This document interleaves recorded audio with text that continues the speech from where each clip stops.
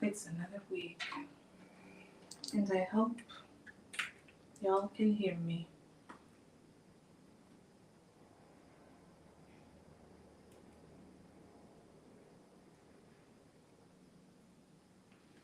Hello, hello, hello. I hope you can hear me. I'm actually going to see if I can hear myself. Um, it's another week, and I am honestly exhausted. I'm not even going to lie. I am so tired most days. I've been known to do too much, and let me see if I can hear myself. Hello. There we go. I can't hear myself. Awesome. Hello, everybody. Hello, everyone coming in. Let me actually watch to see who is coming in. It's Wednesday and it's already been a long week. So much, um, I feel like, is always going on with me these days. There is a lot, uh, but that's called life, and I'm lifing. So I'm doing what life needs to do. I promised myself I would do this show no matter what. Um, and I'm a person who, when I commit to something, I do it good or bad. I realize you can see my feet. So I actually don't have shoes on because I have a carpet under my foot, and I do not wear shoes um, in my house. And so, yeah, y'all gonna have to see my feet. On YouTube, you can't see it, but if you're watching me on Instagram, you can kind of see my feet. So now I'm putting them under this table that I have. Y'all don't need to be looking at my feet. Um, but I digress. So, the topic tonight is I'm a little low energy. I will not even pretend. Um, Again, it's just been a long couple of weeks. But the topic tonight came from a conversation I was having with someone. And I'll just, for those of you who are new to this show, I'm going to give you some background about myself. So, I was born in Jamaica. I emigrated to Toronto, Canada when I was 9. Um, both sides of my family are Jamaican, mother and father. There is an expectation when you migrate from the Caribbean and probably very similar from different countries in Africa that you are to take care of your family back home. And there is also an expectation when you migrate and you are, either first generation West Indian or again, I probably also different countries in Africa, that there's kind of this obligation that you will take care of your family, um, particularly your mother. And so, in some ways, we are raised to be assets to our parents, right? We're assets to our family. We are supposed to take care of our family back home, and we're supposed to take care of our parents, again, mostly our mothers, as they get older. And as someone who has had that expectation, I can tell you that that's burdensome. It becomes a burden on you as you're trying to navigate adulthood, and now you are responsible for navigating adulthood and plus taking care of an aging parent, and not just making sure that they're okay. Like, sometimes the expectation is really to take care of them financially and otherwise. So here you are navigating in a new world, trying to figure your own stuff out, potentially having your own family, and now you have the financial obligation of not only taking care of your family and your requirements, but also your parent. So it was interesting because I was having a conversation with someone about relationships. And, this person was well aware of my relationship with Rob. And, we were just kind of talking about where I was in my dating life and the fact that I do have, certain preferences um, that may not be met. And what happens if I end up not married? Um, and what does my life look like? And the person said to me, well, you've got your daughter and she'll take care of you. And I paused for a second and I was like, absolutely not. It is not my daughter's, and I want to say the right word. It's not my daughter's obligation to take care of me. My daughter's not required to take care of me. I've said this on the show, and there are people who didn't like it, but this is the reality. Children are liabilities.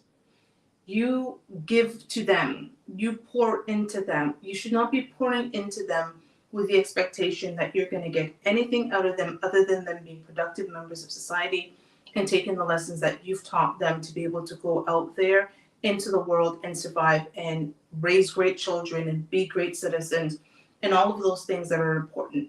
I did not raise my daughter to then turn around one day and be responsible for me.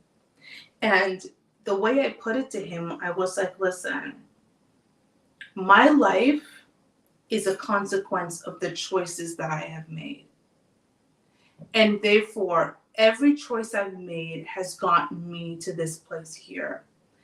And unfortunately, if I continue to make choices that somehow end up where I'm alone and I don't have a husband and I don't have that partner where we take care of each other as we age, then that's going to be on me. That is not the responsibility of my daughter. Hey, Cass. Thank you, Cass. Cass said, I agree. Absolutely not. It's our job to build generational wealth. Exactly. And it was interesting because, again, this person's also of a West Indian background. And he really was flabbergasted that that was my response. That it wasn't like, oh, of course, like, Trey's gonna take care of me when she gets older. That's, why I had her. And I was like, if I am in a space where I expect my daughter to take care of me, I have made really bad choices for my life. Right? Every choice I've made, the choices that I've made have me on this couch alone without Rob, right? It started before Rob and I even got together, right? Like, I made choices that have me here. Rob made choices that had us here. And that's why I'm here and he's somewhere else, doing something else with someone else that's not me, right? We made different choices and we're dealing with the consequences of our choices. And I think a lot of times we expect people to rescue us from our own choices, right? I don't expect someone to rescue me from my choices. If I want a different or better life, I have to make different or better decisions. If the life that I'm currently living isn't one that I am happy with, then maybe I need to take a look at the choices that I'm making. But to think that somehow someone, whether that is a relationship, someone in a relationship with, so a loving partner, a romantic partner, or a family member, no one's going to rescue us, sis. No one. And the expectation that we have that someone's going to rescue us, it's becoming really sad. And if you have never watched the Kendra G show, It will take you no more than about probably 15 minutes. I will give it about 3 guesses for you to understand why I'm saying this. So many of us think that we can make the worst choices that one can make in life, and then somehow a man in a cape is going to come and swoop in and rescue us. Or God forbid, we're just like this one woman who said that the reason she was having so many children, like different men I may add, was because, well, if I ain't got nobody, as she said, these kids will take care of me. And so I'm having kids so that they can take care of me when older. What a selfish bitch, I thought. So you're bringing children into this world so that they will be burdened with you as you get older because you've made the worst choices that one can make in life. And now your children are burdened with your choices. And I've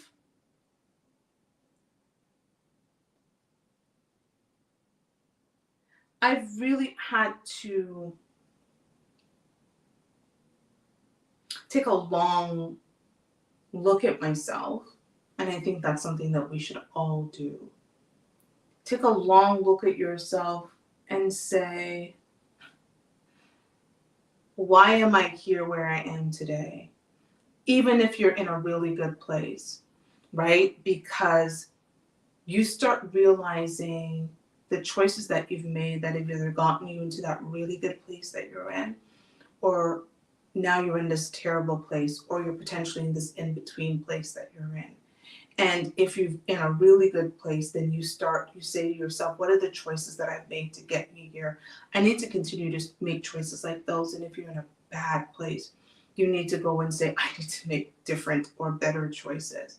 But this idea that we expect a man with a cape to come and rescue us is absurd. Is absurd. If we think that giving our vagina away is going to make them rescue us, we're wrong. If we think that having babies for them that they don't want, they're going to rescue us, we're wrong. If we think that pouring into their potential is going to make them rescue us, we're wrong. No one's going to rescue us. And this is not a, oh my God, protect Black women because Black men don't care. No, this is you are living the life based on the consequences of your choices. And to expect someone to save you from your choices is crazy. When people are living a good life, they generally don't need to be rescued. Women who are happy with their lives, we're not calling into Kevin Samuels, and they're certainly not calling into Kendra G. Women who are happy with their lives are not blaming everybody else and not taking accountability for their actions. Women who are truly happy with their lives are not seeking external pleasure outside of them. And I really was in a place where when I was having that conversation, I was like, if for whatever reason I end up not getting into another relationship, universe, please, let's not have that happen. But if I don't, it is based on the choices that I've made.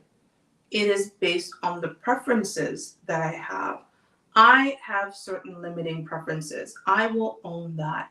I am not unlike other women, right? Like I love a good tall man. I do. I will be honest. I don't even see short guys. It's like they're not even in the room. I'm honest about who I am. My daughter's father is 6'7". Rob was 6'9". My ex-husband was 6'5". Both ex-fiancés were, I think, 6'4" and 6'3". Um, Clearly, you see the commonality. And we've seen how my life is, and maybe I need to look and make a different choice. But I keep making the same type of choice and the same type of men, right? And yes, I know these men pursue me, but it's not like they're the only ones that pursue me. Other men that don't meet this height requirement try to pursue me, and I ignore them. And that's on me.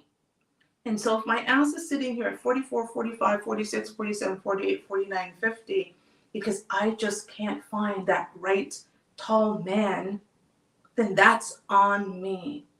And I cannot expect anybody to rescue me from the consequences of my choices.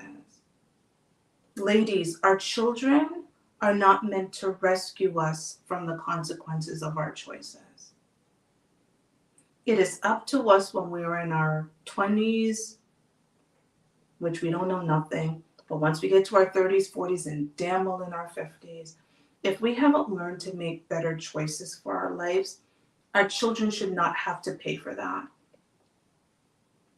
I will be damned if my daughter has to wipe my ass at 70 or 80 because my ass just couldn't get it together and remarry and find a good man that we're going to wipe each other's ass, or we're in that nursing home together cutting up on other people. Like, it is not her job to go out and be an amazing person and an amazing wife and an amazing mother and then still be responsible for taking care of her mother who did not make the best choices.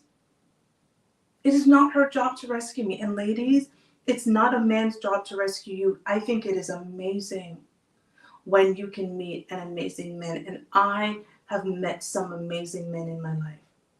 And I have some amazing men currently in my life. But it's still not their job to rescue me from my choices. I've made some not so great choices. Now I live a really good life and I'm fortunate. My choices have never put me in a situation where I haven't been able to live, a fairly decent life. But they're my choices. And what do I look like expecting someone to come and rescue me from them, especially a man? The pressure we put on new men for old men mistakes are crazy, ladies. I want you to hear me. The pressure we put on a new man for the mistakes of old men are crazy. And we have to stop. We cannot anymore with this narrative, well, a real man would. Well, what does it mean to be a real woman? Because we're so quick to define what a real man should do. And a real man's gonna pick me up with my 6 kids and 5 baby daddies.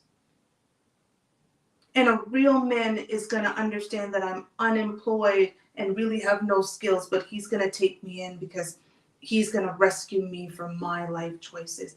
And a real man. But ask us what it means to be a real woman. And that's exactly what you get: silence. I don't expect my next to pay for the mistakes of my ex. I don't even expect my next to know about the mistakes of my ex.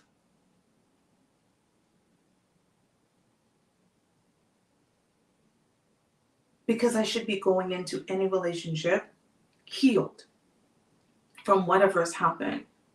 All I should be focused on is what we can do, what our life looks like, what our potential future looks like. And if I'm still worried about what happened back here, I don't need to be here.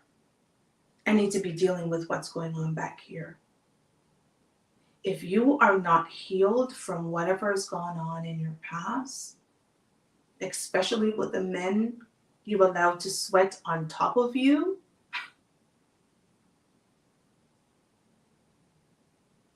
that is not for the next man to fix. And I think it's amazing when a man comes in and he loves you and he pours into you. But to expect that I think that is crazy. Oh, wow. I don't even know if I want to read that comment on YouTube. Wow, that's deep, sir. Um, but I think we have to be mindful because I said I don't speak to men. There's plenty of shows on the internet that talk to men, and you guys can have that. I'm going to speak to us as women. We need to be mindful of the pressures we put on other people that are very unfair.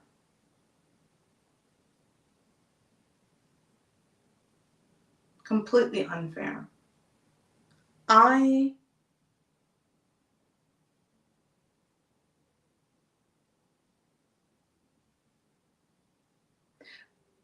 Man, like I'm not gonna lie and say that being single again is easy, and I'm out here living my best single life. I'm living a really good life. I have a great job. I've got great families. My job has me very social, so I'm active and I'm out there, and people are kind of watching what I'm doing, and I'm doing some amazing things. Not gonna lie to you and say, yeah, yippee, I'm just so happy I'm not in a relationship, because that's the furthest thing from the truth. None of that makes me happy. None of it. But I don't expect some man to come rescue me from my loneliness. That's not anybody's job. That's for me to figure out why the fuck I'm lonely. That's for me to figure out whether the choices that I'm making have left me where I am.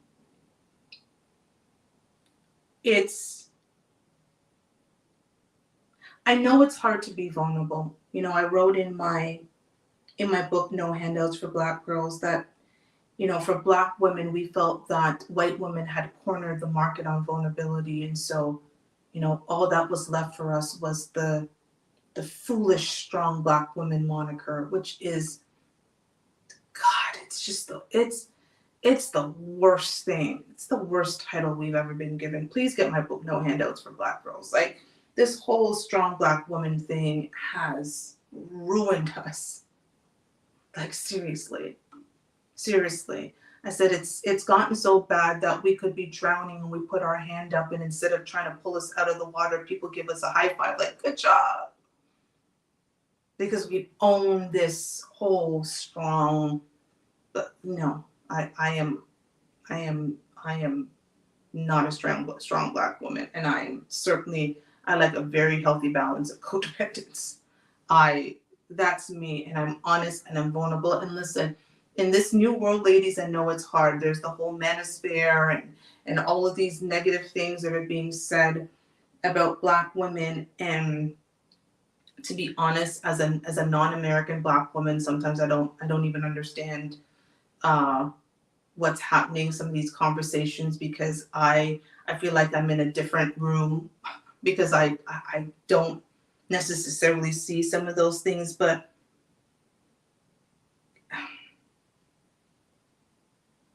it's important to ignore the noise.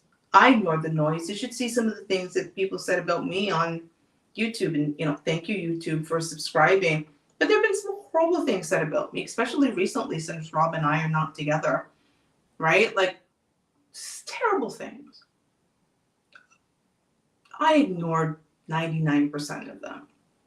Maybe 1% every once in a while I give a clap back. But people are going to have their opinions about who you are and whatever the case might be. But it's important for us as women to really evaluate the choices that we're making without being defensive.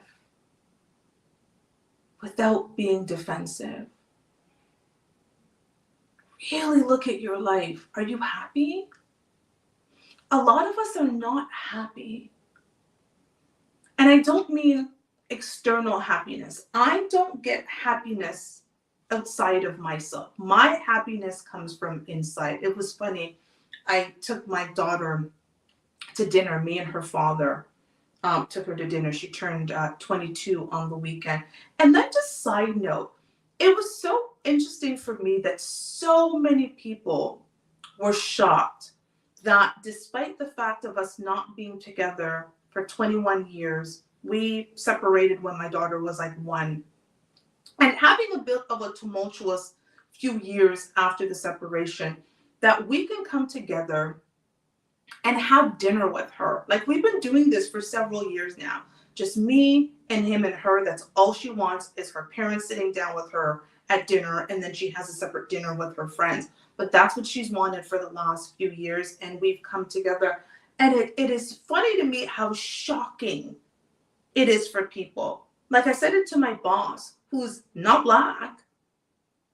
He's white, and he said my parents can't even be in the same country, much less the same room, breathing the same air at the same table.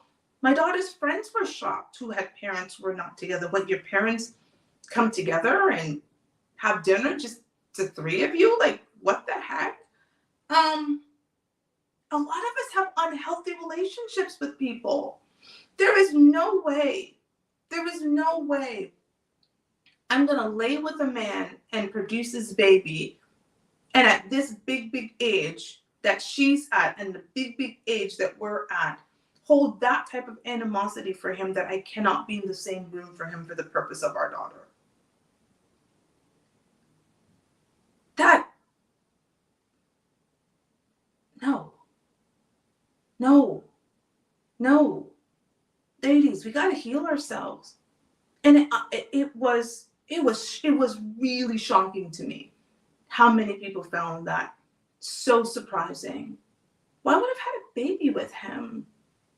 And now she's 22 and I still hold animosity. Like, the most important part of that equation is our baby. I don't care how old she is. She's forever going to be our baby. She's the only child I have.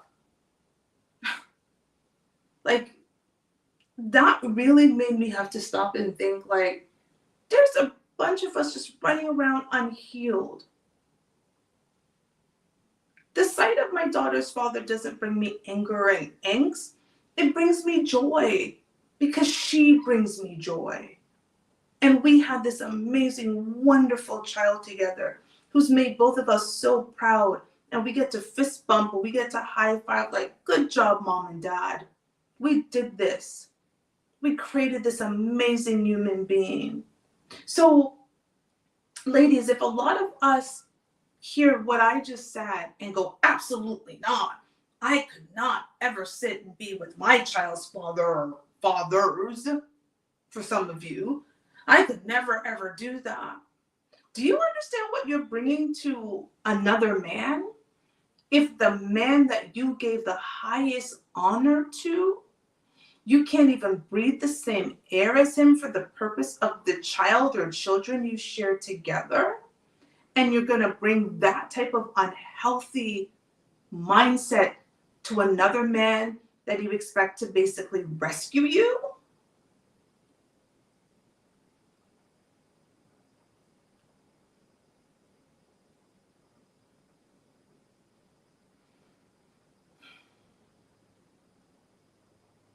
I need you guys to sit in that for a second. I need you to sit in that for a second.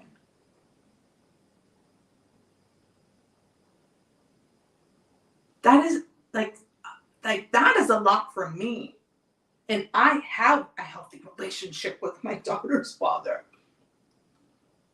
That is a lot for me to think about.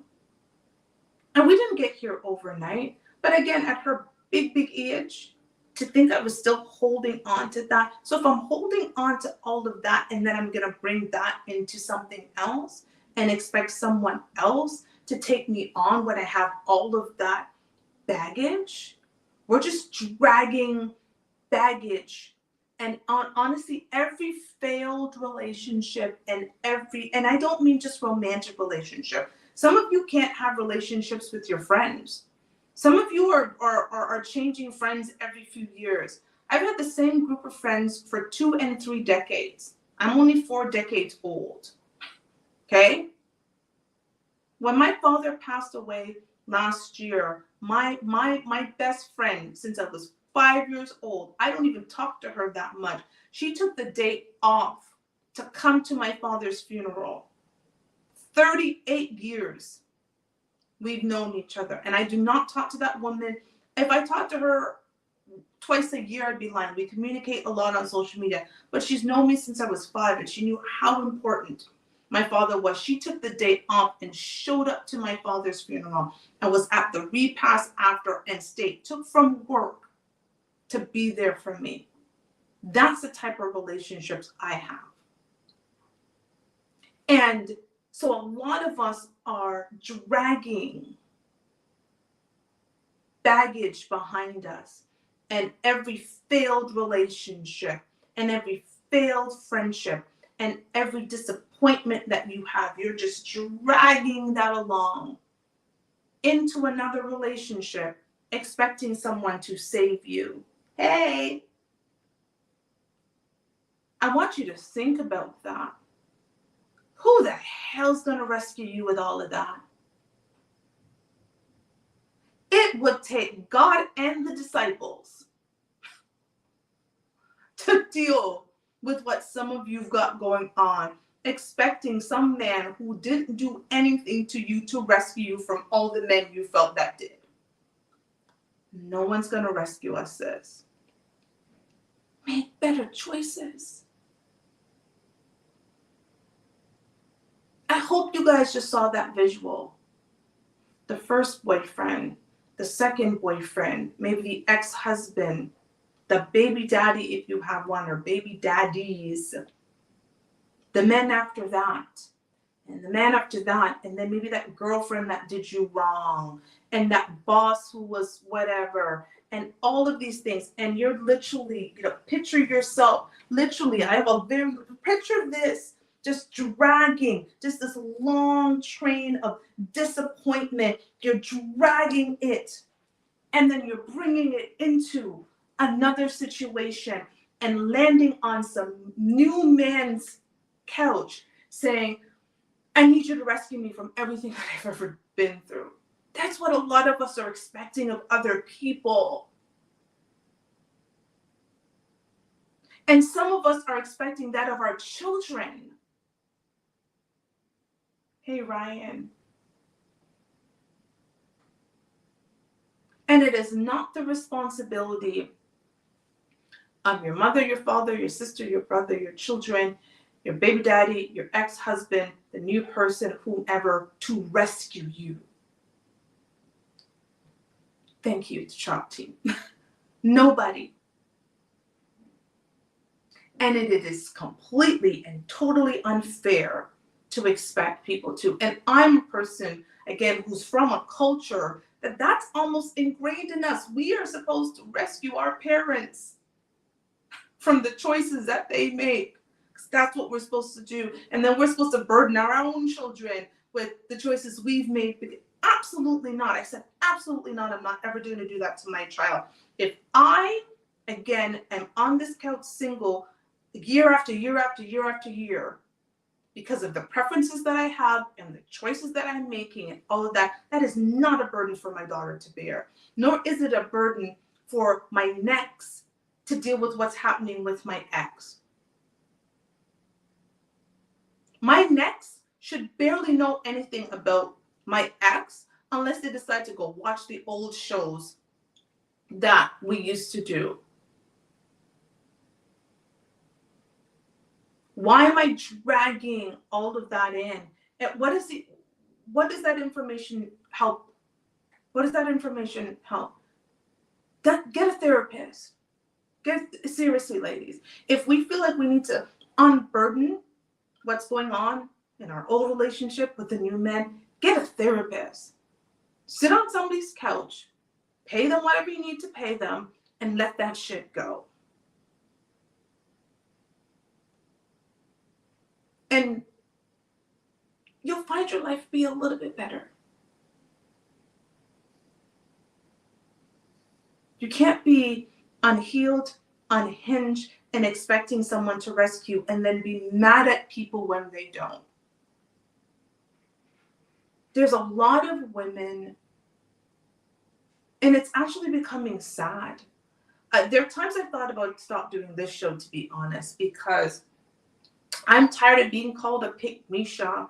And to be honest, like, I don't even know what that means. Like, does that mean that I get chosen? Like, it just is the most ridiculous name I've ever heard. I'm like, okay, men pick me. Is that, should I be upset that like I'm chosen? Like that men keep picking me? That just seems like a silly name. But I know it's meant to be an insult, but my ego's way over there. So it's very hard to insult me. But like, I hear these things and I'm like, I'm not even getting through. Like, if as a woman who's coming to you vulnerable and everything that I've shared, if I'm not getting through, what is the point? Like, some of y'all can't be saved, but I do it every damn freaking week, and I'm going to continue to do this damn show because I said I was going to change the conversation around Black relationships, and if it's the last thing I do, I want to make a mark because I want us to be better. God forbid we've got to be better. For the sake of the community and the damn ancestors, we have to be better. And it starts with really taking a real long look at ourselves, a real long, honest look, and think about one of the best questions I think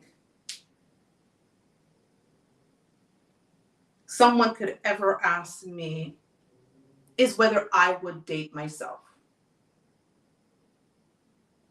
A lot of you need to ask, would you date you? And it is always so interesting to me.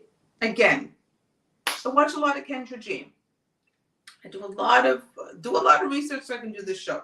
I used to watch a lot of Kevin Samuels. Then I found out about Kendra G, and rest in peace, Kevin Samuels. And so I watch a lot of Kendra G.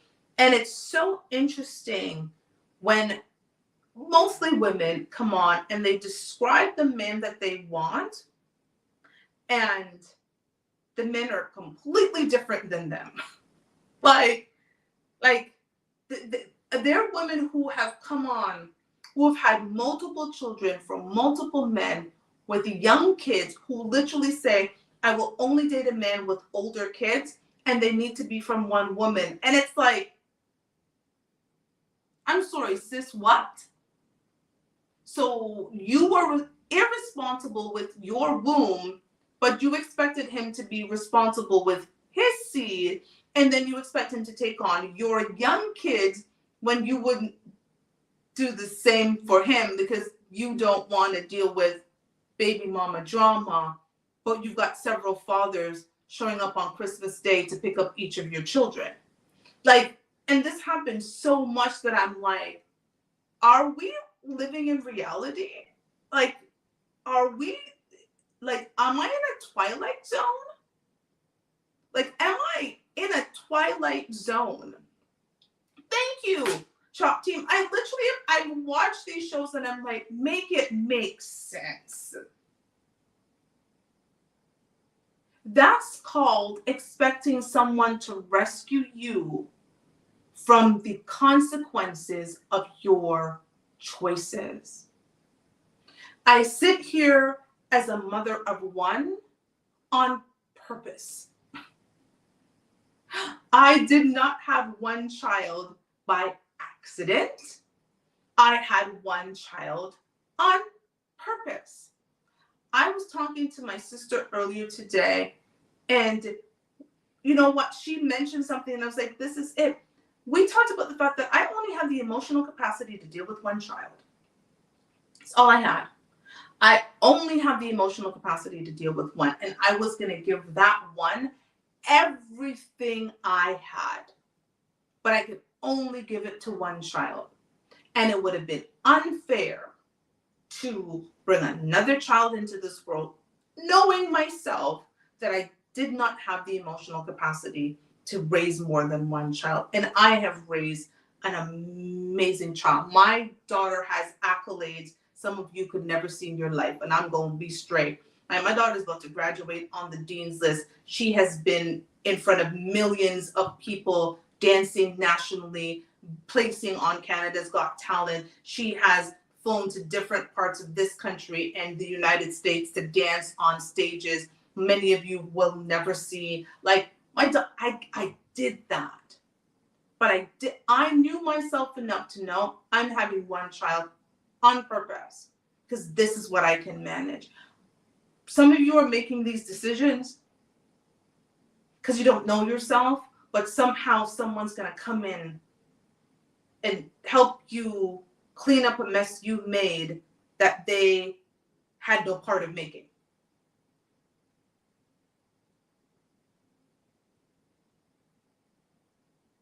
So you make the mess, but someone else should clean it up. You're just going to sit in the mess until someone comes and cleans it.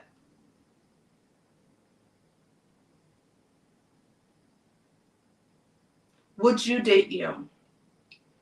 Would you rescue you from the choices that you've made? I've been blessed.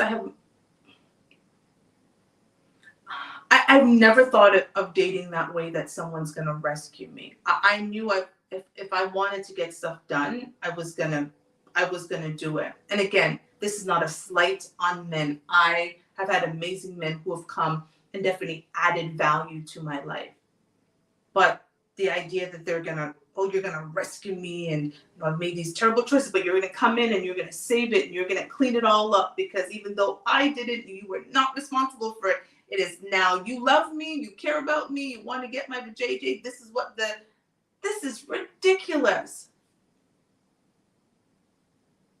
You know what the best, and I know some of y'all hate me some Kevin Samuels. Lord, you guys hate Kevin Samuels, but let me tell you, I love me some Kevin Samuels. I love people who keep it real. I like Simon Cowell. I like people who are just straight to the point.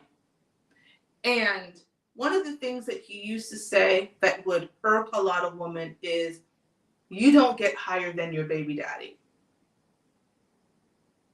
And that used to go over a lot of women's head. Like, what do you mean? Having a baby for someone is the highest honor you can give them. So you don't get to go out and have babies for the lowest of men in society and then expect the highest of men in society to then help you raise them.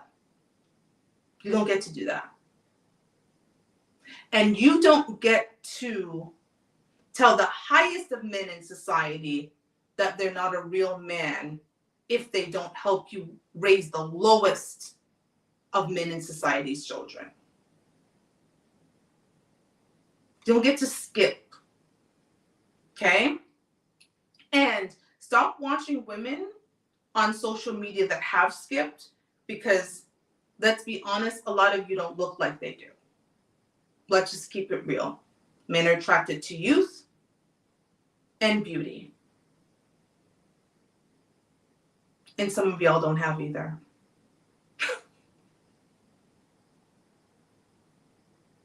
Let's keep it real. We like money and height. And so we don't date men. We don't give them attention if they don't have either. So don't be mad at them if they don't rescue you because you don't have youth and beauty on your side. And you decided to have the baby for the lowest of the low. I am so tired of these stories because I know we're better than this, women.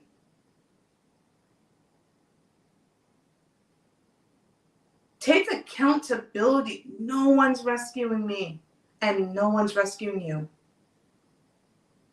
A man will come and add value because he sees that you will add value to him. But if you think you can keep making the same mistakes, it's called insanity. The definition of insanity is doing the same thing over and over and over again and expecting a different result. Baby father number one, I understand. Honestly, anything after that, I don't get. That's me personally. I can understand two if you're married. get married, so he's not a baby father, he's not your husband. I get that. I get number two, and you go off and you have a baby and you have family and you raise that. But I don't understand one and then two and then three and then four. And I also don't understand when we're becoming baby mama number fours and fives and six and sevens. So he made, as you called it, broken families with all these women, because that's what people like to say. He made broken families, even though we actually make the choice to not have men put on condoms, and we actually make the choice to tell them to come in us, and we actually make the choice not to take the plan B after they come in us, and we actually make the choice to have the baby after we didn't take the plan B and find it. Like, we make all of these choices. But you then make a choice to become baby mama number whatever, and now someone else rescues you. Like,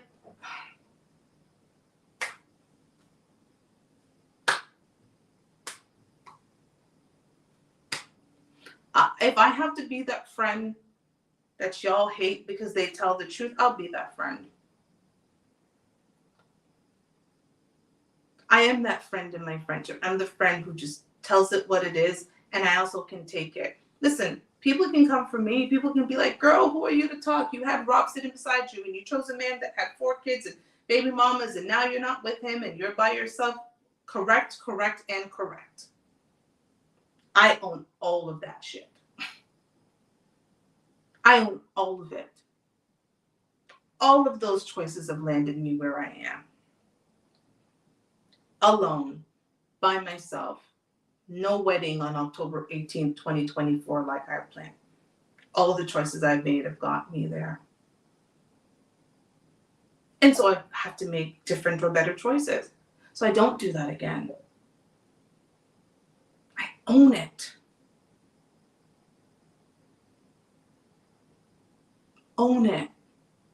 Ladies, trust me, you're better off for it. Get a therapist, find a friend, find a social worker, find a preacher, but I don't care. But until you unburden some of the crap that you are forcing people to deal with, which is completely unfair. I had that experience. It's funny. I was thinking today, had Rob and I not started this show, we would have still been together. This show created a ripple effect, very big ripple effect in our relationship that ended up leading to demise because we had so many eyes on us watching so much of what we're doing, and we made our public life very private, and then that public life was impacting his private life. My private life was fine because, again, I came in healed and very good. But there's a lot of stuff that was, and had I not said, let's do this show because we want to change the conversation, we have this great relationship, we would probably still be together today. Choices, consequences. I do not regret any bit of it. I don't regret one bit of starting this show. I love this show. I do the show even when I'm tired, and trust me, I'm tired. I got 65 million jobs in Jamaican. A lot of things that I got going on. I got another show in an hour and 8 minutes after this. That's also a radio show. There's a lot of things that I'm doing, but I do not regret it. I own the choices that I made. Are you owning the choices that you're making? And I don't expect another man to come here and replace Rob. They can't. Rob is Rob. Rob is very hard to replace. And what do I look like expecting another man to come in and replace him? What is that man, a second-class citizen to Rob? Like, that would be crazy of me. Gonna rescue me from what happened with, like, no. Ladies, we gotta stop. No one's rescuing me. No one's rescuing you. And if you don't like the life that you're living, make better choices. And I'm done because I have to go eat dinner before I go do my other show. I want to thank you all for joining. Honestly, I really appreciate you. You guys could be anywhere doing anything, and you come in here and you listen to me essentially talk to a screen. And some days I'm talking to myself, I feel like, but you're all here listening and you have no idea what this means to me. because I want to be a part of the solution in our community and not add to the problems in our community. So I love you. I appreciate you. I got to go eat some food before I turn around and do this again. I will see you all next week. Again, if you want to collaborate, please send me an email to fyftheshow@gmail.com or send me a DM. Let's keep this doing. Let's keep the positivity. Let's show that Black relationships and people can come together and do amazing things. I got you. You got me. Let's go. Gotta go. And bye. Bye-bye. Bye.